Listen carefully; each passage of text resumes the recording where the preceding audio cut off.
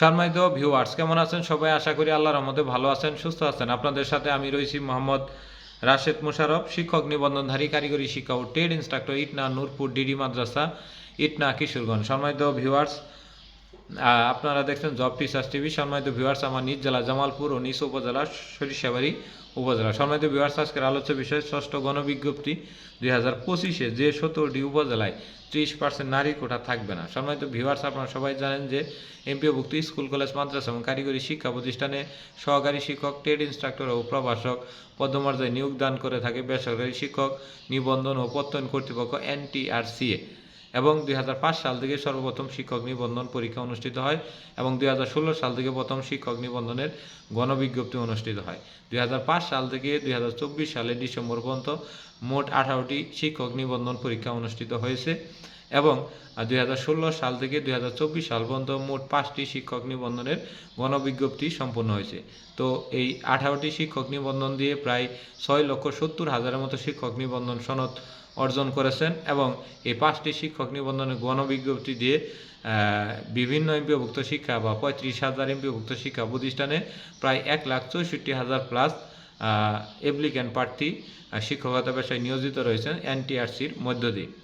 এবং বিগত সরকারের যে আমল ছিল সেই আমলে এটি একটি যুগান্তরকারী উদ্যোগ ছিল, কারণ এখন বর্তমানে NTRC'র এই চাকরিটি গরিবের BCS হিসেবে চিহ্নিত করা হয়, অর্থাৎ যে কোনো পেশার লোক এখন NTRC দিয়ে এসে চাকরি করতে পারছে, যেটা আগে কখনোই সম্ভব ছিল না, কারণ কমিটির মাধ্যমে নিয়োগে প্রায় 8 লক্ষ, 10 লক্ষ, 15 লক্ষ টাকা পর্যন্ত লেনদেন হতো, যেটা এখন বিনামূল্যে হচ্ছে। তাই এবং স্বচ্ছতার সাথে 99% চাকরি স্বচ্ছতার সাথে হচ্ছে। তো যাই হোক, আজকে যে আলোচ্য বিষয় সেই বিষয়টি বলবো যে 2025 সালে যে কোনো সময় ষষ্ঠ গণবিজ্ঞপ্তি প্রকাশিত হবে এবং ষষ্ঠ গণবিজ্ঞপ্তিতে 17 এবং 18তম শিক্ষক নিবন্ধন পাশধারীরা আবেদন করতে পারবেন এবং ষষ্ঠ গণবিজ্ঞপ্তিতে শিক্ষক নিবন্ধন সনদের মেয়াদ থাকবে 3 বছর।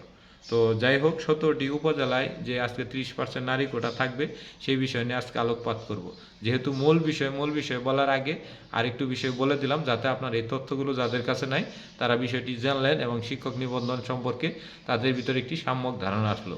আর জব টিচার্স টিভিতে থাকলে আপনি অবশ্যই শিক্ষক নিবন্ধন সার্কুলার, গণবিজ্ঞপ্তি, কারিগরি শিক্ষা এবং সরকারি চাকরি, তৃতীয় ও চতুর্থ শ্রেণীর বিভিন্ন প্রস্তুতি, বিভিন্ন সাজেশন, বই এবং কারিগরি অনেক বিষয়গুলো আপনারা শুধু জানতে পারবেন। তাই যাদের ভালো লাগে তারা অবশ্যই জব টিচার্স টিভির সাথেই থাকবেন।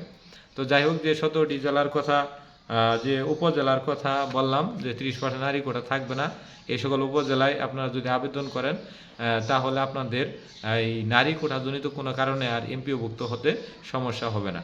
তো প্রশ্নের একে আসি, ভোলা জেলার মনপুরা উপজেলাতে যদি আপনি আবেদন করেন তাহলে এখানে নারী কোটার কারণে আপনার ফাইল বা এমপিও হতে কোনো রিজেক্ট হবে না, অর্থাৎ আপনি নো টেনশন ডো ফুর্তি আকারে আবেদন করতে পারবেন। তারপরে হলো চট্টগ্রামের সন্দ্বীপ উপজেলা, মানে যে কয়টা উপজেলার কথা বলছি শুধুমাত্র এই 17টি উপজেলাতেই কিন্তু এই নিয়ম প্রযোজ্য। আপনারা সবাই জানেন যে 493 বা 94 প্লাস উপজেলা রয়েছে সারা বাংলাদেশে, তার মধ্যে শুধুমাত্র 17টি উপজেলার ক্ষেত্রে এই নিয়মটি প্রযোজ্য।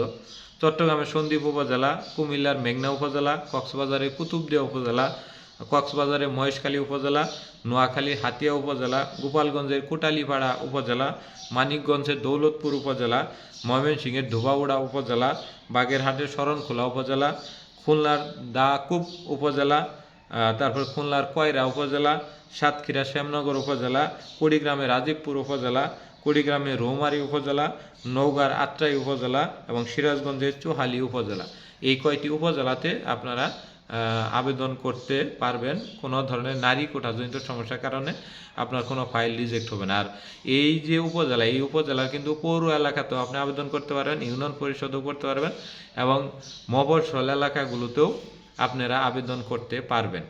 অর্থাৎ এই 30% কোটা এই 17টি উপজেলার জন্য প্রযোজ্য হবে না, কারণ এমপিও নীতিমালা এবং মন্ত্রী পরিষদ বিভাগ কর্তৃক 2005 সালে যে নারী কোটা শিথিলযোগ্য আকারে প্রকাশ করা হয় তার মধ্যে এটি রয়েছে, যেটি NTRC এই প্রথম গণবিজ্ঞপ্তি থেকে শুরু করে প্রথম শিক্ষক নিবন্ধন সার্কুলার থেকে শুরু করে 2024 সাল পর্যন্ত এই 18টি শিক্ষক নিবন্ধন কমপ্লিট করে 2025 সালে 19তম শিক্ষক নিবন্ধন সার্কুলার দেওয়ার আগ পর্যন্ত এই নিয়ম অব্যাহত রয়েছে এবং ভবিষ্যতেও থাকবে বলে বিশ্বাস। কারণ সরকারি সকল চাকরিতে যে কোঠাগুলো ছিল 44%, সেই কোঠা ব্যতীত রেখে সেটা আবার 7% কোঠাতে এনে 5% মুক্তিযোদ্ধা এবং 2% অন্যান্য মিলে 93% হলো মেধা কোঠায় আপনার চাকরি হবে বা মেধার ভিত্তিতে চাকরি হবে 7% কোঠার ভিত্তিতে। কিন্তু এমপিওভুক্ত যে স্কুল কলেজ মাদ্রাসা এবং কারিগরি শিক্ষা প্রতিষ্ঠান রয়েছে এগুলো বেসরকারি, অর্থাৎ নন গভর্নমেন্ট টিচার রেজিস্ট্রেশন। হ্যাঁ, এ কারণে এখানে কোঠা পদ্ধতি বহাল থাকবে এবং যদি আপনারা জোরে একটি ঠেলা না দেন, মানে কোঠার বিরুদ্ধে জোরে একটা ঝাঁকি না দেন, তাহলে এই বেসরকারি শিক্ষা প্রতিষ্ঠানে এই কোঠা পদ্ধতি মানে ভয়ঙ্কর যে 30% নারী কোঠা, এটা কখনোই হবে না। আর এটার ক্ষেত্রে আপনারা কিছু কাজ করতে পারেন, সেটা হলো NTRC বরাবর স্মারকলিপি দিতে পারেন, সংবাদ সম্মেলন করতে পারেন, মাউসি বরাবর দিতে পারেন, শিক্ষা মন্ত্রণালয় বরাবর দিতে পারেন। আর এই কাজগুলো যারা গণবিজ্ঞপ্তি প্রত্যাশী, ষষ্ঠ গণবিজ্ঞপ্তি তাদেরই করতে হবে এবং যারা 19তম শিক্ষক নিবন্ধন প্রত্যাশী তাদেরই করতে হবে। কারণ কোঠা থাকলে আপনি সুবিধাজনক স্থানে চাকরি পাবেন না। দেখা যায় আপনার উপজেলাতে কোঠার কারণে আপনি পাননি, আরেক উপজেলাতে আপনার চাকরি করা হয়েছে, অর্থাৎ কোঠা থাকলেই সমস্যা। কোঠা থাকলেই আপনি আপনার ইচ্ছা মোতাবেক প্রতিষ্ঠান পাবেন না এবং অন্য জেলাতে যেতে হবে এবং অনেক বিষয়গুলো নিয়ে আপনার সমস্যায় পড়তে হবে এবং শূন্যপদের ভিত্তিতে শূন্যপদটাও কমে যাবে। যেমন আপনি যখন আবেদন করবেন, যেমন পঞ্চম গণবিজ্ঞপ্তিতে পায় 28,000, অনেকে বলে প্রায় 1 লক্ষর মতো শূন্যপদ ছিল, তো এর মধ্যে কিন্তু 28,000 মানে ধরেন 30,000, তাহলে 90,000 এর মধ্যে যদি 30,000 যায় তাহলে থাকতেছে 60,000 পুরুষ এবং মহিলা উভয় প্রার্থী।